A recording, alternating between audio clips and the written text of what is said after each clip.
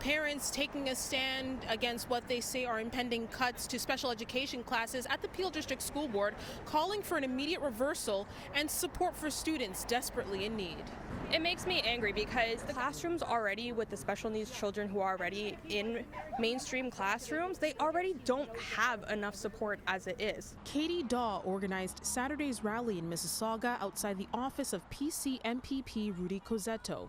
She is advocating for her daughter who lives with autism and says she has had a difficult time getting her child the support she needs in school. I actually had to pull her out of school in March, so she hasn't been at school since March. Parents say there has been a steady erosion to special education classes at the board, but starting this September, special education communication classes will be cut, meaning students with autism would be forced to integrate into mainstream classes. It's going to put more strain on the classrooms. It's going to overstimulate these children that are used to these, these special education classrooms, and they're not going to thrive.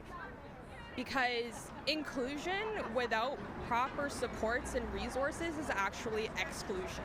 The Ontario Autism Coalition also came out in solidarity, echoing Katie's call for more support in the classroom. We're seeing that many students aren't able to get the education that they are deserved under the Education Act, and that is super concerning to me. In a statement to CityNews, the Ontario government says they have invested a historic $3.5 billion into the special education grant funding for the upcoming school year, as well as over $229 million in special education funding for the Peel District School Board.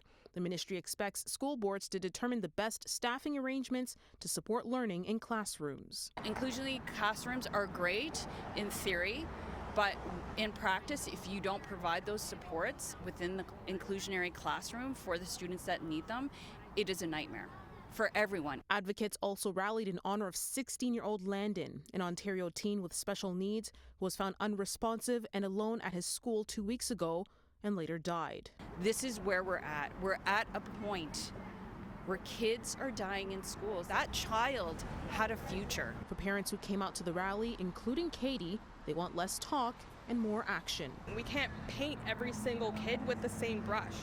Every kid has individual, differentiated learning needs. These kids really deserve to have the resources put into them to set them up for success. These children are the future, and if we're not going to invest, what are we investing in?